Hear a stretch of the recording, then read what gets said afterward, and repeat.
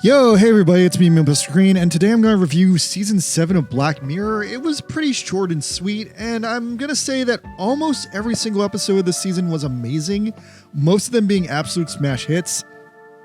And I'm also doing this because about 2 years ago, I reviewed Season 6, which was weird, but apparently had this anti-movie theme. And this year, there's also definitely a secret theme. I want to say the secret theme this year is it's like anti-VR, anti-video games. They're overall saying video games are trying to try and kill you and end society, with the exception of one random episode, which is like, hey, fuck you, this random office lady is Satan. So anyway, I binged the whole season this week, and we're watching one episode a night, and here's my main takeaways from every episode. I want to see how much I have to say about each of these episodes.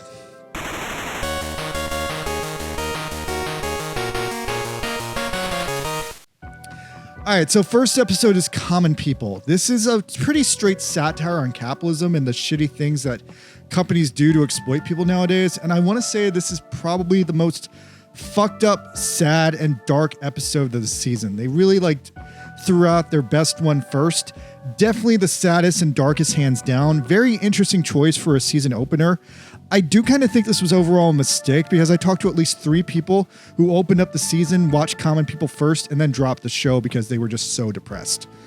Common People is fucked up. It's so fucked up, I think if it was released as a standalone horror movie, I think it would have made some big bank, but then again, maybe no one will watch it because it's fucking sad.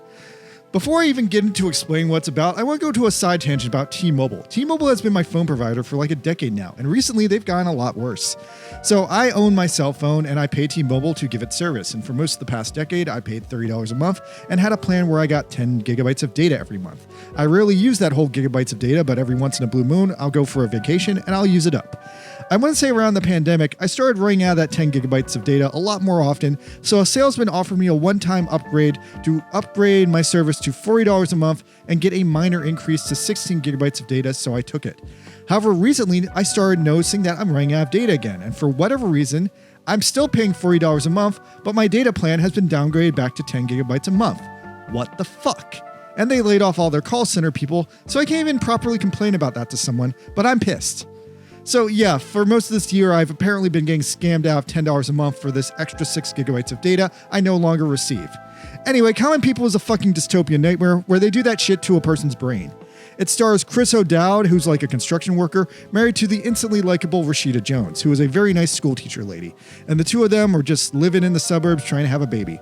Unfortunately, through no fault of their own, they get into a car accident, and this causes a sad chain reaction that will ultimately kill them both. But it didn't need to go down that way, it just does because of fucking cutthroat capitalism.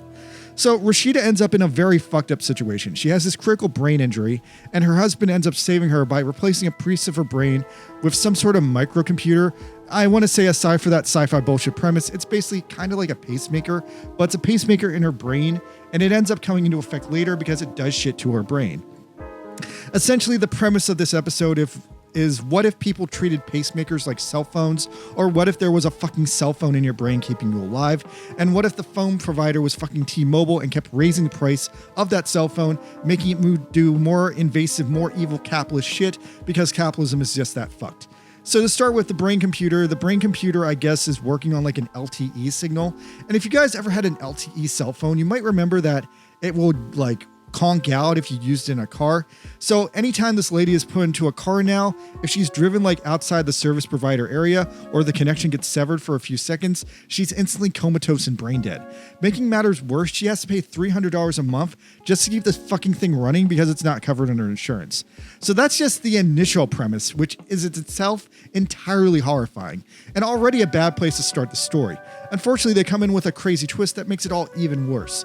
So remember my problem with my phone where they raised the price and they took away what I was paying for? They start to do this fucked up shit to this lady's brain.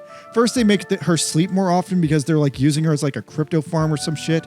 Then they've raised the monthly price on her brain to $800 a month from the original $300 a month. And then they start putting invasive ads into her, literally into her. She apparently has these moments where she'll just black out and read verbatim a fucking commercial to anyone who can hear her.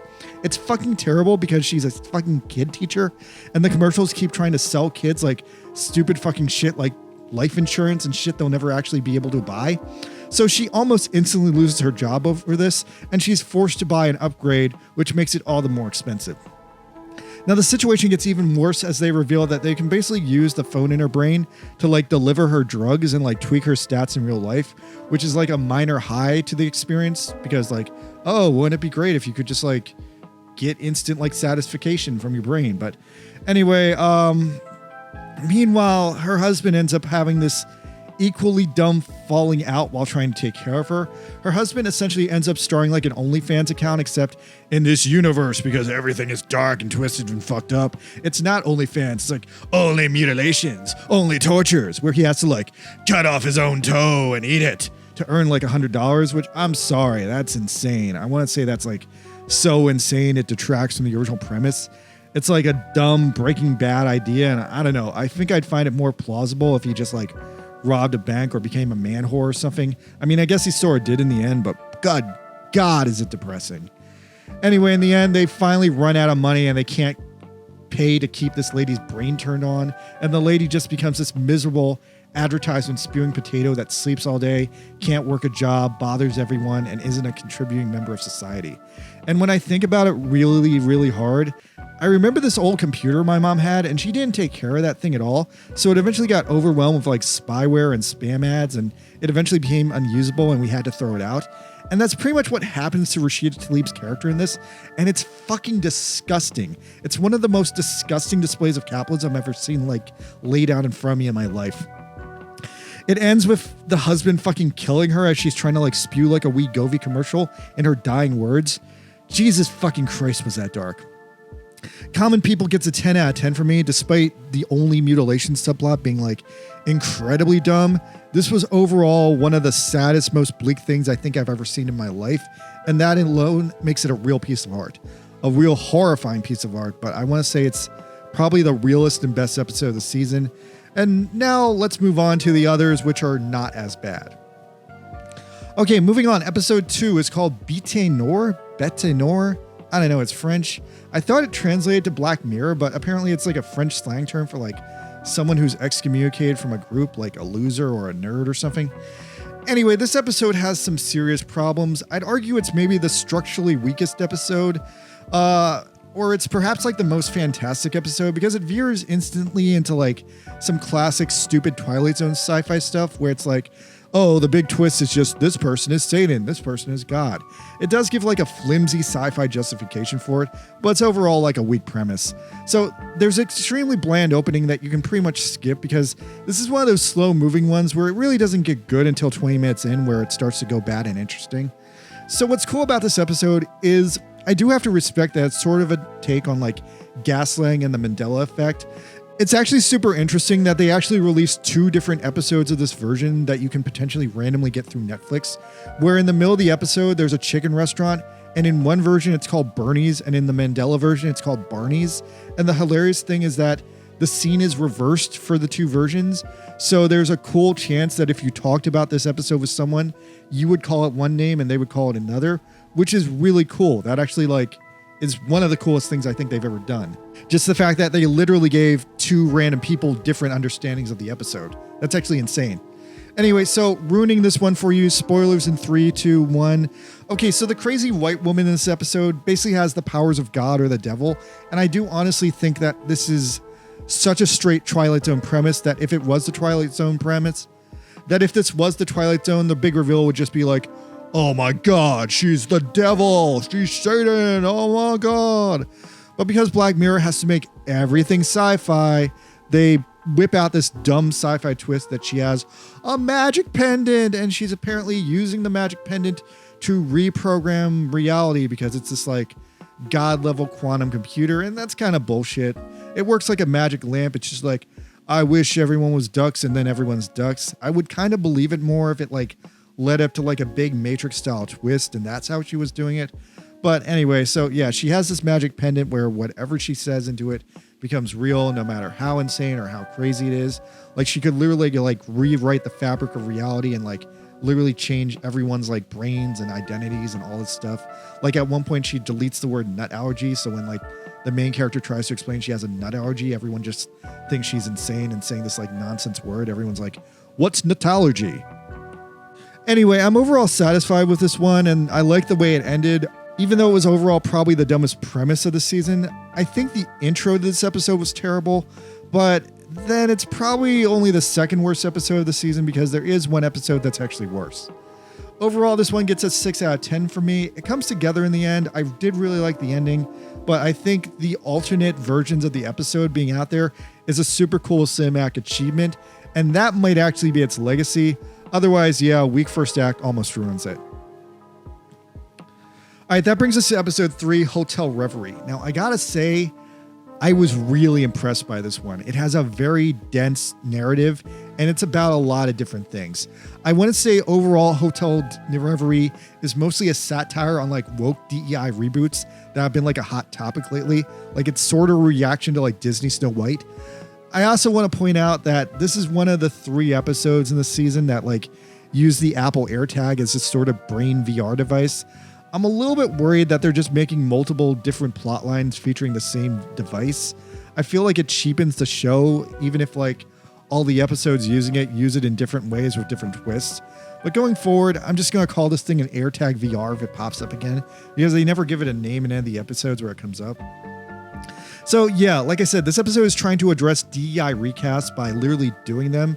So the big joke here is that there's a stupid CEO boss character played by Awkwafina. She's basically playing like the Michael Scott character from The Office, but then the premise is that Awkwafina has to reboot a classic movie to please this old lady, and I guess to like prove that her like swank ass VR movie tech works. So for whatever reason, they get this random black actress named Brandy Friday, and she's going to be playing the lead role of Dr. Alex Palmer, a character that was previously like a 50-year-old British man in this old like 1940s black and white romance movie called Hotel Reverie.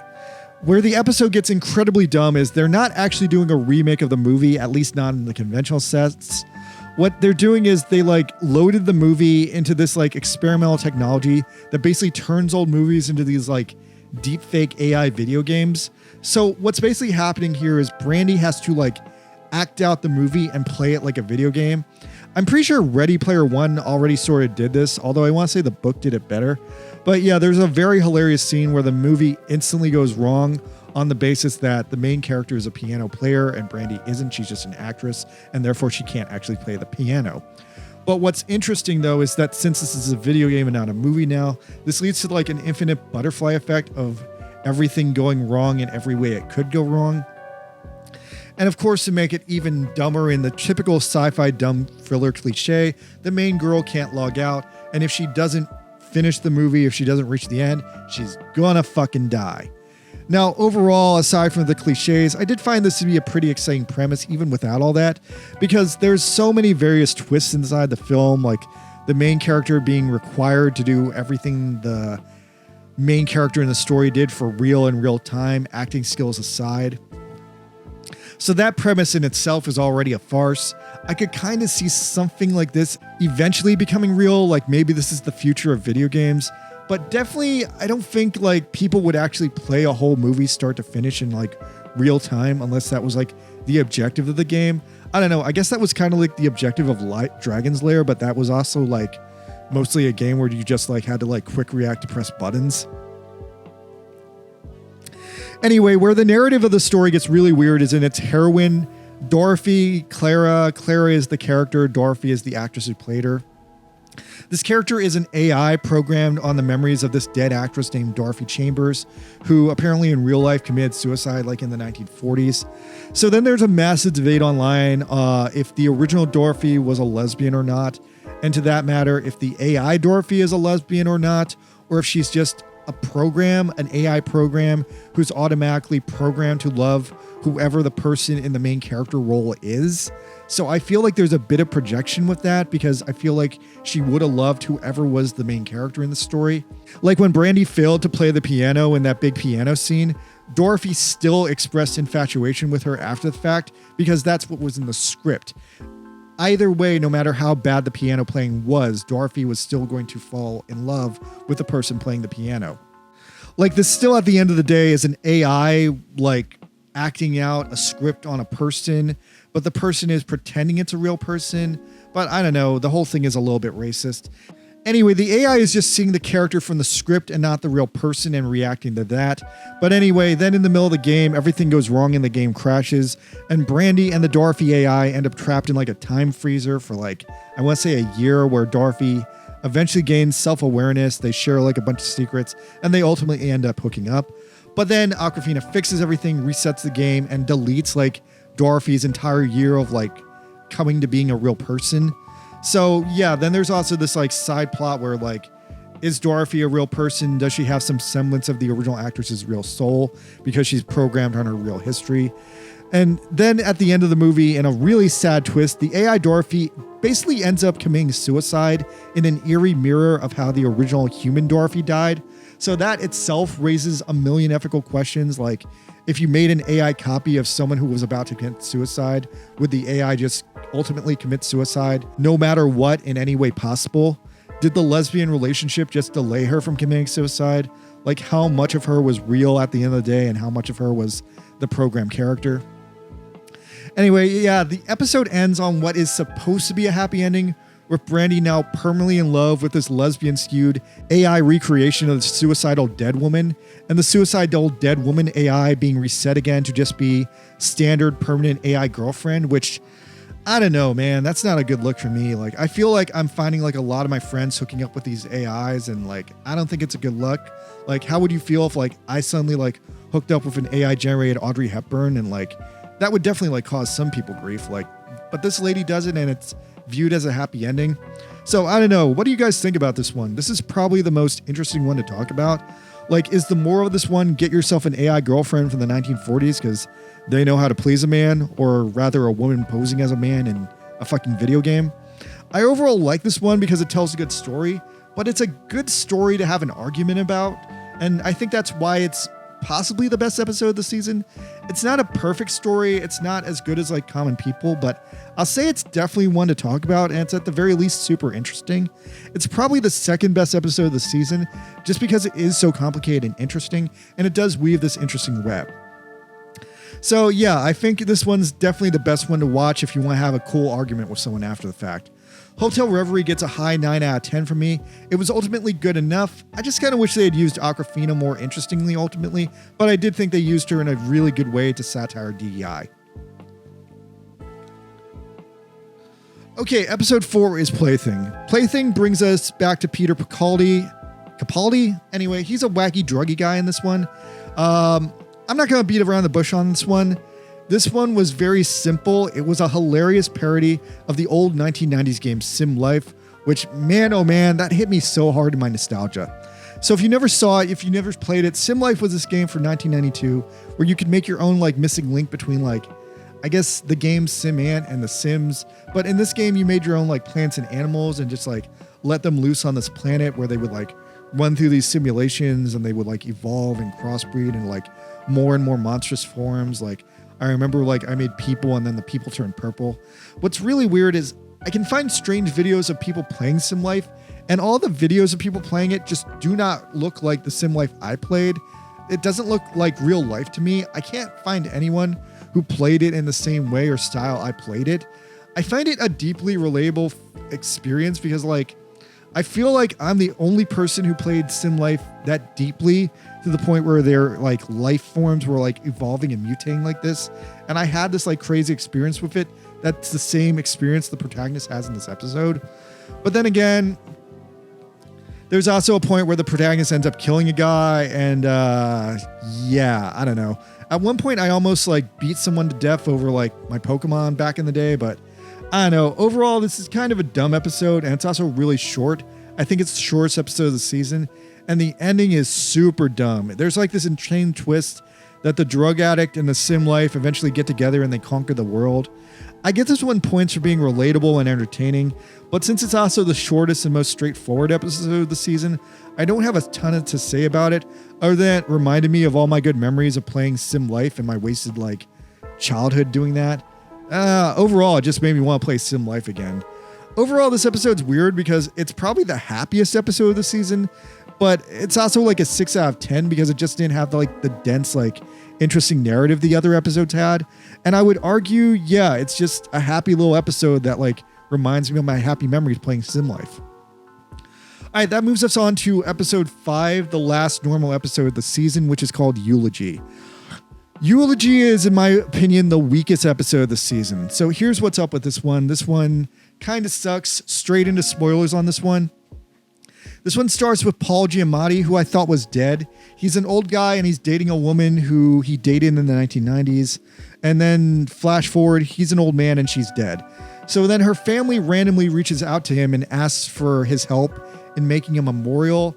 And once again, he uses the Apple AirTag VR thing again. So yeah, overall theme in this season is video games are bad, AirTags are bad, VR is bad.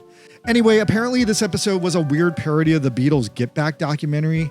I guess because like they're trying to like apply the documentary format to like a normal guy to kind of torture him.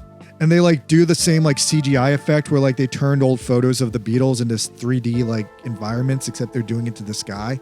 Anyway, so the narrative here, they basically expand on that to reveal that there's this like sinister drama playing behind the scenes here, that the AI running the experience is an AI clone of this like love child this girl had with this guy and another guy. And that's why they broke up. And it seems like overall, the girl still loved Paul Giamatti, but he could never forgive her because she repeatedly cheated on him and kind of treated him like garbage, even though by all rational means, it seems like the man was super justified in cutting off contact with a woman who betrayed and abused him. The narrative here ultimately paints the man as the bad guy, and I don't really see why, because it seems like the man got screwed over and he probably didn't treat the woman right, but the woman didn't treat him right either. So I'm not super happy with this one. It just feels like kind of a first draft. It feels like it's just trying to humiliate the man and make him seem like both the victim and the villain for kind of justifiable reasons.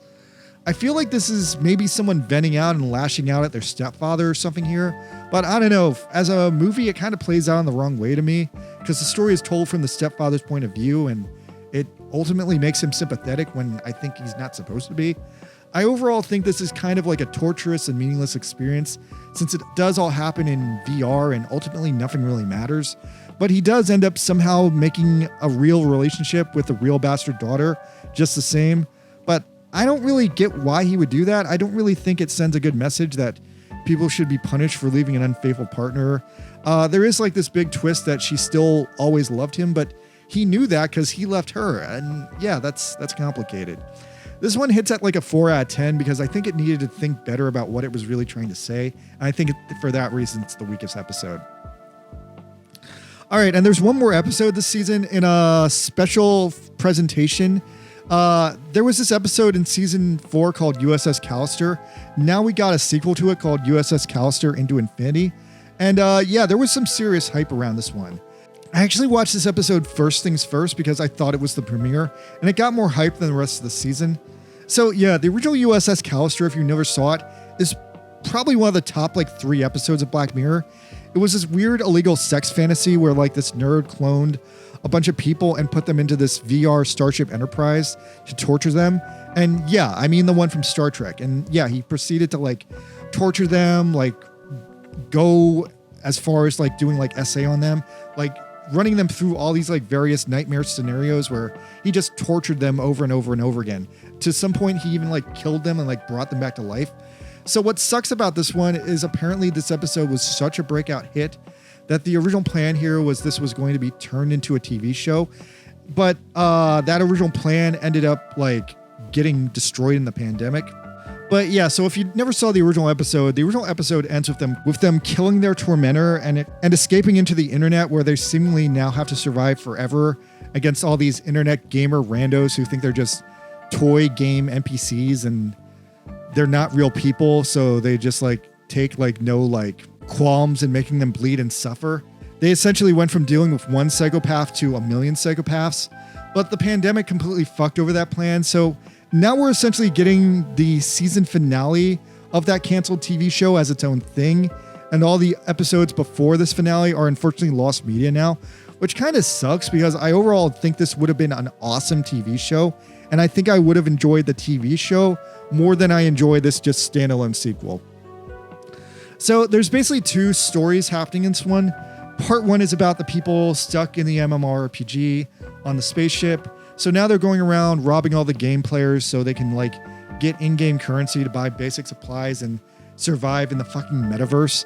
Then that itself ends up being a large controversy because to outside third-party observers, these guys are just hackers robbing players in the game. But I love the way the narrative also balances it out to show that from the crew's perspective, these guys are completely unsympathetic sociopathic killers, and it's like a life and death game of cat and mouse. Now, meanwhile, in an unexpected twist, they managed to reincorporate the original people that these guys were cloned from back into the narrative with this really interesting story that a reporter came around and started digging into the evil programmer's death. And then the jerk boss is trying to keep the lights on and cover up that he's just this evil CEO who's like hiding all the bodies in like the janitor's closet and is just doing the bare minimum to keep the company going. All right, so here's the spoilers if you're going to check this one out. The main character is this girl, Nanette, who has like two completely different existences because there's digital Nanette who lives on the spaceship and has been through all these massively traumatic experiences and becomes sort of a badass. Whereas the original Nanette, who didn't have those bad experiences, is still kind of this meek and sad victim. And there's this crazy dual identity dynamic playing out in this one.